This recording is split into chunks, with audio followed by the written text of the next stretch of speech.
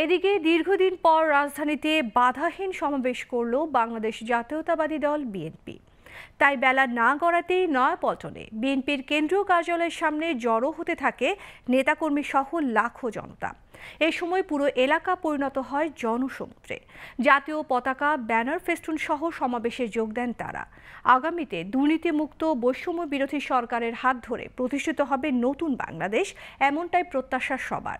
বিস্তারিত আলাউদ্দিন আল আজাদের প্রতিবেদনে।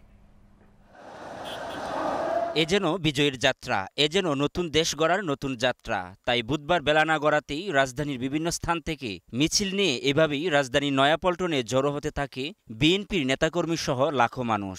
এ সময় স্লোগানে স্লোগানে উত্তাল হয় রাজপথ।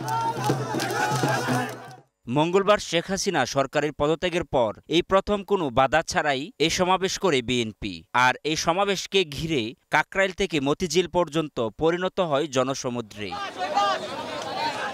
হাতে জাতীয় পতাকা, সাথে বাহারি ব্যানার, ফেস্টুন নিয়ে নেতাকর্মীরা আসেন সমাবেশে। তারা জানান, দীর্ঘদিন পর স্বাধীনভাবে সমাবেশ করতে পারায় উচ্ছ্বসিত তারা।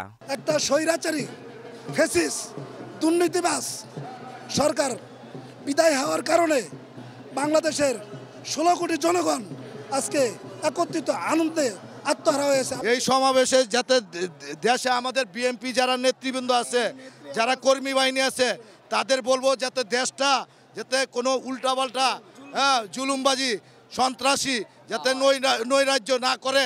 তারেক রহমানের নির্দেশে আমরা নির্দেশনাক্রমে সবসময় ওনার পাশে থাকব, ওনার হয়ে কাজ করব। দেশপ্রেমিক তারেক রহমান দেশে আসলে ওনার মাধ্যমে, ওনার নেতৃত্বে আমরা সামনের দিনগুলোতে সামনে এগিয়ে যাব। স্বৈরাচার ফ্যাসিস্ট শাসকের পতনের পর স্বতঃস্ফূর্তভাবে সমাবেশে আসতে পেরে সন্তোষ জানান নেতাকর্মীরা।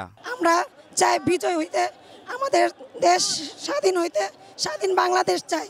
ওনার মতন হাসিনা আমাদের প্রয়োজন নেই। যারা এই আন্দোলনে শহীদ হয়েছে, সারা জীবন এই বাংলাদেশের মানুষ তাদের প্রতি কৃতজ্ঞতার সাথে স্মরণ করবে। মানুষের ভিতরে যে আজ এই ক্ষোভ ছিল, আজ এই জনসমুদ্রের মাধ্যমে প্রকাশ পেয়েছে যে এই স্বৈরাচারী হাসিনা সরকারের বিরুদ্ধে মানুষের যে ক্ষোভ, সেটাই বহিঃপ্রকাশ ঘটতেছে। আগামীতে দুর্নীতিমুক্ত বৈষম্য বিরোধী সরকারের হাত ধরে প্রতিষ্ঠিত হবে নতুন বাংলাদেশ, এমনটাই প্রত্যাশা সবার। আলাউদ্দিন আল আজাদ, গ্লোবাল টেলিভিশন, ঢাকা।